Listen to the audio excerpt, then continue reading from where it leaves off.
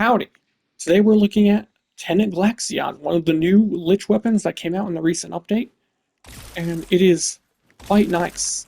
We're going to go right into it immediately. So, first of all, if you compare it to its predecessor, the Glaxion Vandal, I know 11 Forma Insane, I worship the Glaxion, it's one of my favorite weapons, if not my favorite weapon in the game. Now, the magazine actually suffers. It goes from 100 to 90, and from a 2-second reload, from a 1.8-second reload speed, as you can see. Go back down here, down to 2 seconds reload speed. So we lose a bit of mag capacity and we lose reload speed, but that's not the end of the world. That's the only sort of like bad changes that happen to it. The crit chance went from 14 to 20%, which is nice. 2.0 crit multiplier to 2.2, 38% status to 40%, and the base damage of 29 went to 34. And that's not counting the progenitor, which can increase it by another 60% if you max it out. And then you can change the element, right? You can add different elements if you want, depending on your progenitor elemental bonus. So on top of that, there's a couple other big things about it. First, I need to show something with a Glaxion Vandal, because something that has driven me nuts for quite a while is something that they fixed on the Tenet Glaxion. So, as you saw, I just put Prime Shred on, right? Prime Shred gives punch through. If I shoot an enemy with Glaxion, or Glaxion Vandal, where's the punch through? Punch through does not work on Glaxion Vandal. To my knowledge, it never has. It instead has this tiny little AoE that does very little damage, but it can help spread statuses on the end of the beam. The beam does look much cooler on Glaxion Vandal, though. It's way thicker than it is on Tenet Glaxion.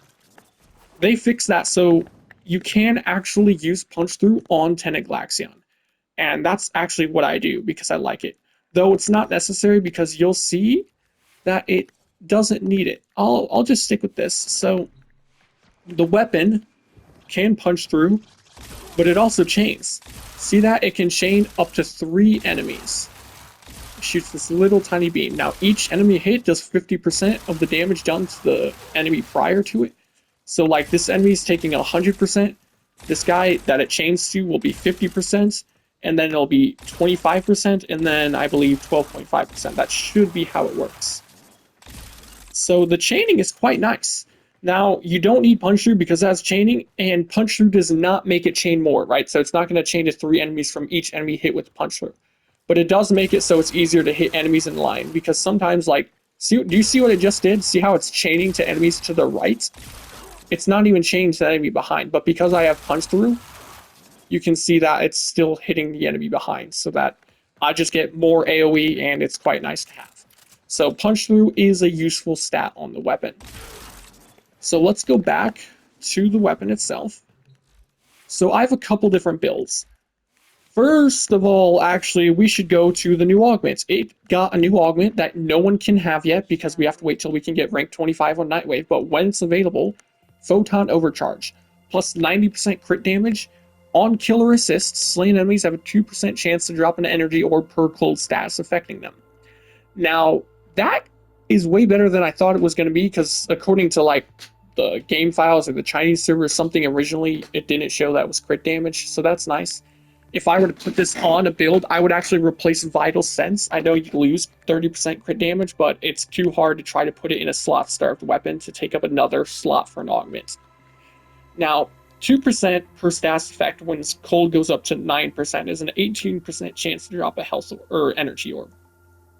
It does not say if there's a cooldown. I would assume there's a cooldown and it just doesn't state it, because otherwise that is beyond insane. Like, you will create energy orbs constantly if you are using cold damage.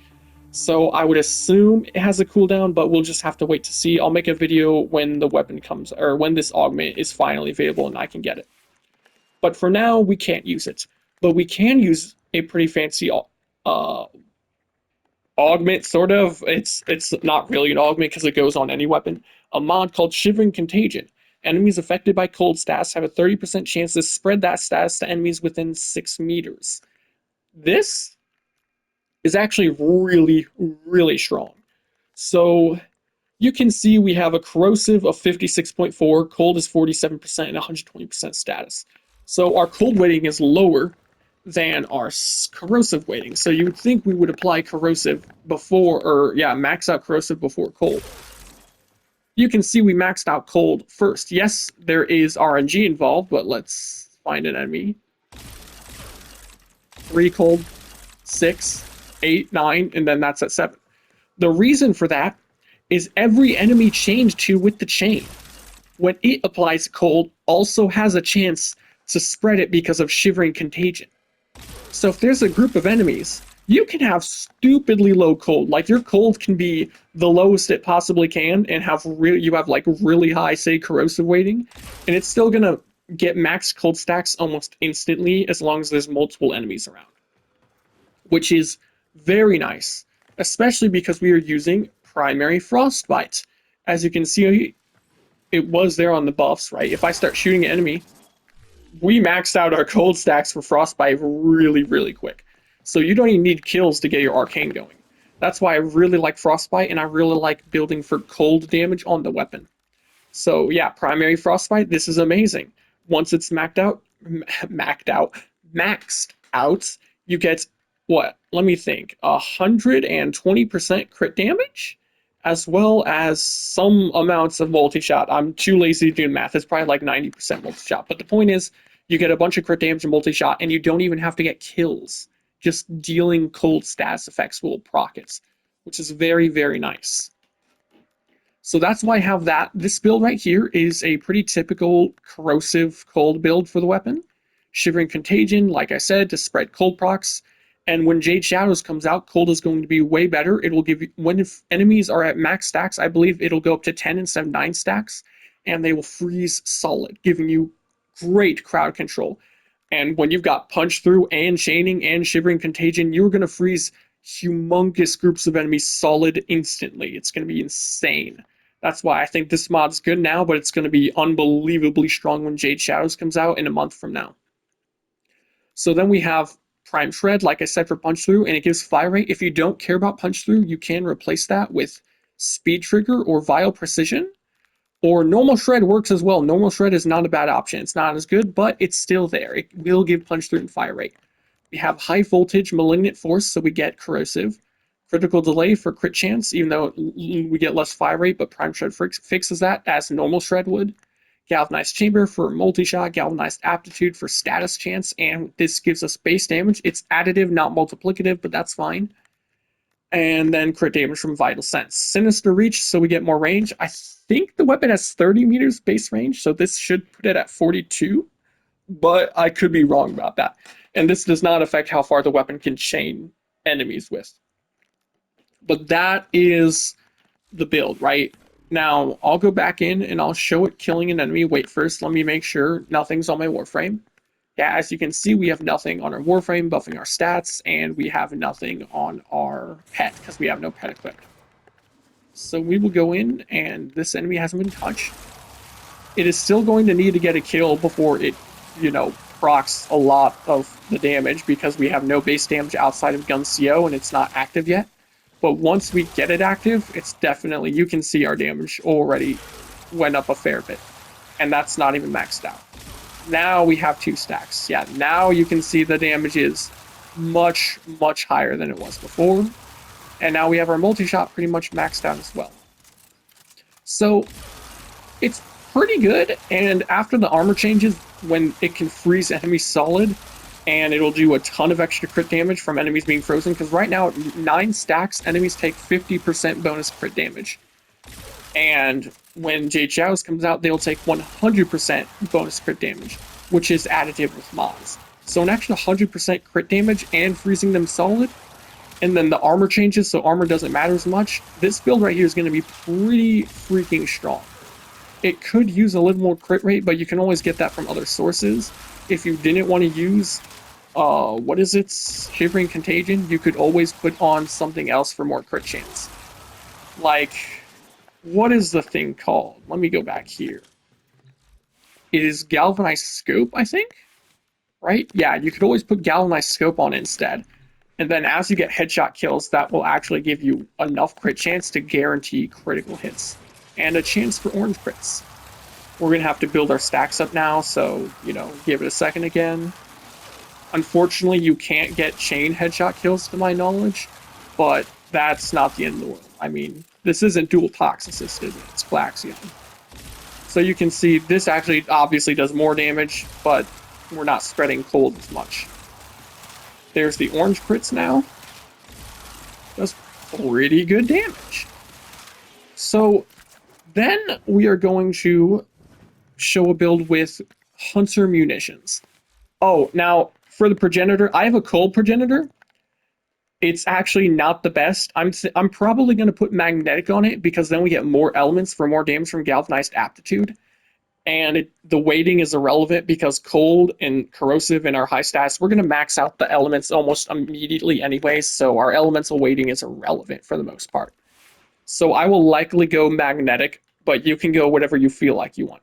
If you're going viral and hunter munitions, then it's also probably still better to have a separate element than cold or toxin, so you get more damage from galvanized aptitude if you use it, but that's up to you. So here's the hunter munitions build. It would really help to have something for more crit chance here. So we have most of the mods are the same, except we replaced, wait, because this was Shivering Contagion before, let me go back so we can directly compare the difference of the two builds. So no more Contagion. We replace High Voltage with nothing. Oh yeah, because we already have Cold on the weapon. So actually High Voltage is replaced with Hunter Munitions. And then instead of Contagion, right now I have Galvanized Scope because we want enough crit chance that we get more slash procs. Arcane Avenger would be way better, and then you save a slot. Or having a Riven that's decent is also an option. Like, I have this Riven here, but it still doesn't give us enough crit chance to 100%. But this gives us a little more crit stats. But I'm not going to show it with a Riven right now. Now, since we can't apply Cold, I'm not using Frostbite because we only have viral damage now. Though you could use something else. Deadhead doesn't work because slash kills cannot proc headshot kills, so we can't actually proc this. And that also means we're really never going to proc the secondary effect of Galvanized Scope. We're just using it for the crit chance on headshot, right? Not the headshot kill crit chance. But other than that, it's not too much different. So then we'll go back in and reset the enemies. Again, we have to build up our stacks, otherwise our damage isn't going to do much quite yet. And this would still be much higher damage, actually. We would be able to apply more status procs if we had a different element. So do not go a cold progenitor. Okay, I don't know why the hell I did that. I guess I just felt like playing Hildryn and she gives a cold progenitor. But I personally will go magnetic because the corpus changes soon. Though radiation is also a good option because it gives a little bit more crowd control, as well as it does bonus damage to the murmur, which are, you know, what's in all of the new content right now is always the murmur enemies. But as you can see, it does pretty good damage. Now if we shoot this guy a little bit and then leave it, even those 2 slash procs is going to be enough to kill. And sometimes the chain beams will kill, but most of the time it's not going to be enough. But it does do good damage, nonetheless. And this would be even higher if our crit chance was able to hit 100% for much more consistent damage as well as slash procs. But it's still not bad by any means, and this is without any sort of Riven. I would like to get a good Riven, but that's not happening right now. Then the last build I want to show right now is actually a gas build. I was not expecting it to do good with gas at all. A big part of that was because Glaxion Vandal is horrendous with gas damage. But that's because the damage from the little AoE it does on the end is wonky, and you can't apply a bunch of gas to enemies with the weapon itself, not counting the AoE with Punch Through, because Punch Through doesn't work. Plus, this with the Progenitor has way higher base damage, which affects the damage of gas. So we actually have Deadhead here instead of Frostbite. Frostbite would give crit damage and multi-shot, but Deadhead is nice because it gives us the headshot multiplier. And that affects the damage of gas, because gas is capable of getting headshots, and this is multiplicative. So that's a very nice, the headshot multiplier. The damage increase here is not multiplicative, only the headshot multipliers. But this is still also really easy to keep up because we get headshots all the time. So the build's pretty much exactly the same as the Corrosive Cold. We only swapped out one mod, Thermite rounds, instead of High Voltage. So now we have gas. It will not do enough damage to kill enemies that are not armor stripped. So I'm going to switch to Rhino, and then I'm showing you we will not be casting Roar yet. We're only doing it because we're going to use Ensnare. So as you can see, the only thing affecting our damage is, well, nothing, because we're not casting Roar. All we're doing is Ensnare. Then I'm going to switch off of Madurai onto Uneru so I can Armor Strip, because I'm going to show with Armor Strip in a minute. Now, we are going to need to be able to get a proc first, right? Because if we don't build up our stacks, our damage, well, it doesn't exist. So I'm going to Armor Strip just these two on the edge, and then I'm going to kill them. Obviously, it does big damage to Armor Stripped enemies. That's typically how it goes in this game. Now we can group them all together, and I'm not going to Armor Strip them. This will be much better after the armor changes and the damage type changes, but right now, it's not incredible if you don't strip their armor. Which, if the weapon doesn't do massive damage, that makes sense, right? If I were to add Roar in, it will obviously massively increase our damage, but it's still not going to be enough to, like, actually consistently kill them. However, I come back over here, do this, reset them. Then I'm going to want to reset all my buffs because I don't want Roar active. We'll come back over here. I'm going to Armor Strip the two on the edge again, just so I can build up my stacks. And then I'm going to Armor Strip. No Roar. We're only going to Ensnare and Armor Strip after we get these first two stacks. Okay, so now we do that. Hold these enemies in. I'll reload real quick. Armor Strip them.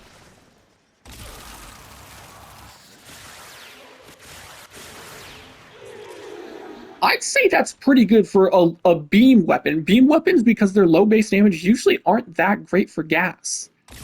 Usually that's not that amazing, right? But that was only 13 shots, and we shoot pretty fast. I was not expecting, like, gas is really good, obviously, but I was not expecting it to be this good on a beam weapon that doesn't have crazy high base damage.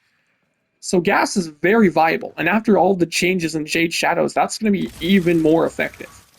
Like, wow, just wow. I'd say for now, I'm going to stick with Corrosive Cold if I can't Armor Strip. But if I have any source of Armor Strip, I'm going Gas Cold. And after Jade Shadows comes out, I'm always going to use this build right here. Like, this will be my go-to build for the Tenet Glaxion. It's just so freaking good. If I were to get a Riven, I don't have any good Rivens right now. I have two, as you can see, but neither one of them are stats that I would like. Because the weapon is so starved for slots, I would try to replace a slots, right? Like, if you had crit damage but better stats in general, you could replace Vital Sense instead. And that's balanced out because you're actually getting a bunch of crit damage from cold, and when, Jade Shadows comes out, that's another 100% modded crit damage on enemies that are frozen, which they'll always be frozen from Glaxion if you have cold on the weapon. So you're actually not going to lose that much damage. So, like, if you wanted to, you could replace that with this here. And our damage, even though it looks like it's suffering, it really won't suffer that much. And it will suffer even less if you're using a build like this, where we get crit damage from primary frostbite as well. But the Riven I would personally like is one that makes it so I don't need to have these mods here, right? I would like elemental damage. If I could get Toxin plus heat, or at least for a gas build, if I could get Toxin, heat, and crit chance, that is what I would consider the perfect positives. And then, obviously a negative that doesn't kill the weapon, like increased recoil or something. But that's what I would personally try to go for. And if you're going with a Hunter Mumu, then obviously you just want as much crit chance as you can get to make it more consistent. But overall, you definitely do not need a Riven, especially because the Dispo is 1, making the stats pretty horrendous, so it's kind of hard to get the stats to be good. And like I said earlier, when the augment from Nightwave is available, I would just replace Vital Sense because you're only losing 30% of the modded crit damage so that you can generate a fuck ton of energy orbs. So I'd say that's pretty much worth it. That's going to be it for the Glaxion, right? The Tenet Glaxion. It's pretty good. I'm actually going to, here, I want to end it while being on a different frame. We're going to be on Giants there. Yeah, that's it. If you liked the video, then subscribe and leave a like. That would be great. We have a Discord now. It should be in my YouTube's description on the channel. Adios.